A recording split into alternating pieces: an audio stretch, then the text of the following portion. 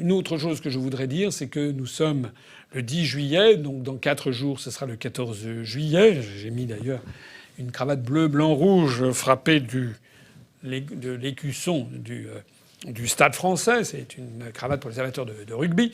Mais c'était le bleu, blanc, rouge, le blanc avec ma chemise, pour rappeler que nous allons fêter notre fête nationale le 14 juillet, dans quelques jours. Donc par avance, je dis bonne fête nationale à toutes celles et à tous ceux qui m'écoutent ou qui m'écouteront. La fête nationale, le 14 juillet, j'ai déjà eu l'occasion de le rappeler, dont je me permets de rappeler une nouvelle fois que le 14 juillet ne célèbre pas uniquement la prise de la Bastille du 14 juillet 1789. Beaucoup de gens croient que le 14 juillet, c'est la prise de la Bastille. C'est vrai. C'est vrai que le 14 juillet 1789 a eu lieu la prise de la Bastille, une prison qui était d'ailleurs à peu près vide. Il y avait le gouverneur avec simplement 7 prisonniers, paraît-il.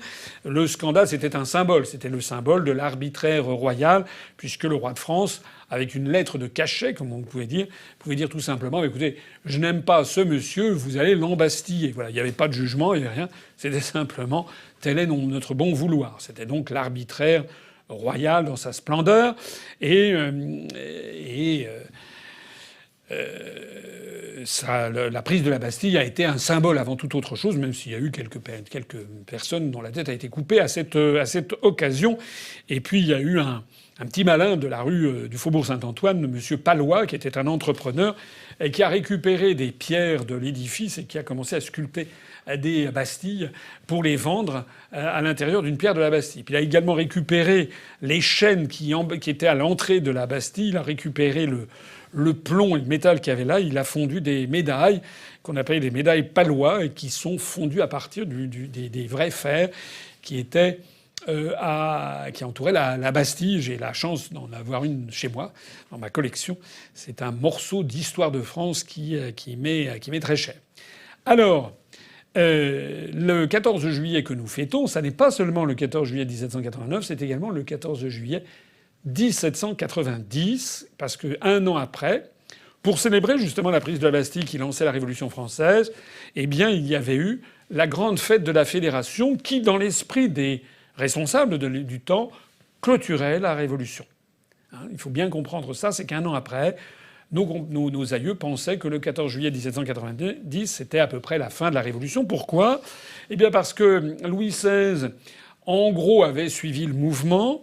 Le 14 juillet 1790, on avait réuni sur le Champ de Mars à Paris, là où il y a aujourd'hui la Tour Eiffel, on avait réuni sur le Champ de Mars, dédié donc à des exercices militaires, puisque Mars c'était le lieu de l'armée pour les anciens Romains.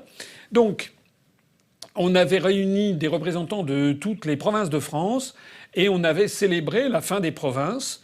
Vous savez que début 1790, il y avait eu donc la loi sur la fin des provinces de France et le découpage par les départements pour assurer l'égalité de tous les citoyens français devant la loi.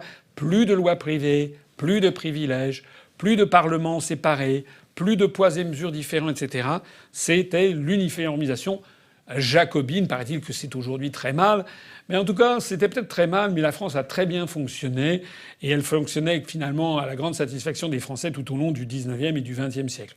Aujourd'hui, nous avons des dirigeants qui, sous l'influence de l'Europe, qui veut créer l'Europe des régions, est en train de hétérogénéiser la France, de recréer des privilèges, des lois spécifiques, des droits.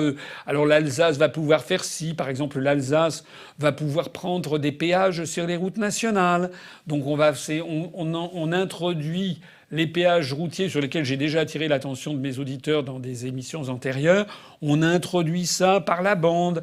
Voilà, on fait des petites tentations, etc. Progressivement, c'est tout le vivre ensemble, comme on dit maintenant, de la France, des citoyens français qui se désagrègent, puisque l'idée même de l'Europe des régions, c'est en fait de tuer le sentiment d'appartenance nationale et d'avoir des sous-entités régionales qui seraient beaucoup plus faciles à manipuler dans le cadre des grands États-Unis d'Europe où la France, l'Espagne, l'Italie, la Belgique disparaîtraient au profit de ces méga-régions. Alors je fais ce petit rappel historique.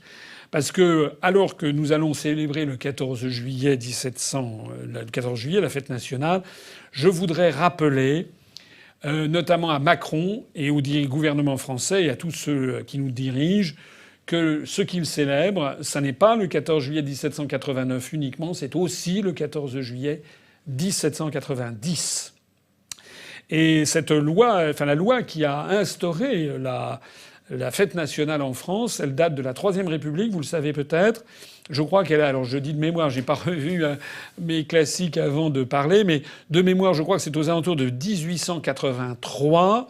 Je crois que c'est le député Raspail qui a proposé cette commémoration.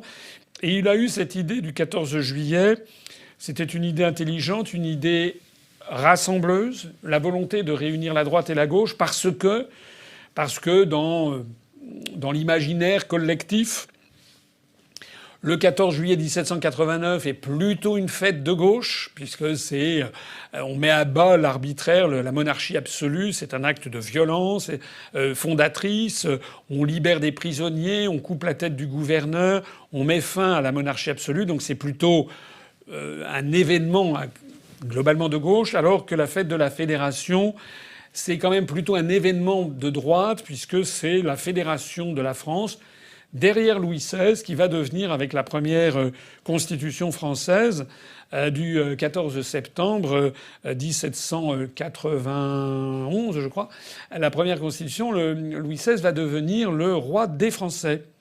Donc il va devenir non plus roi de France, mais roi des Français. Et pendant cette période, à la mi-1790, eh bien les Français, nos aïeux, vont nourrir l'idée que la Révolution est terminée et que la France va devenir une monarchie constitutionnelle à l'anglaise, avec un roi qui assure la filiation historique à travers les siècles, mais qui a accepté que le pouvoir soit désormais le pouvoir du peuple, la création de la souveraineté nationale. Il perd le titre de roi de France, il devient roi des Français. Et puis on va adopter le drapeau bleu-blanc-rouge qui symbolise justement la fin de la souveraineté de droit divin et l'arrivée de la souveraineté nationale. Je renvoie toutes celles et tous ceux qui ne seraient pas tout à fait à l'aise avec ces sujets. Je leur renvoie, il y a des tas de choses qui existent sur Internet, mais pourquoi pas profiter des longues soirées d'été pour visionner ma conférence qui s'appelle l'Histoire de France, où j'explique tout ceci. Je crois que ça peut éventuellement intéresser ceux qui ne le sauraient pas. Voilà, me voici arrivé au terme de ce long entretien d'actualité.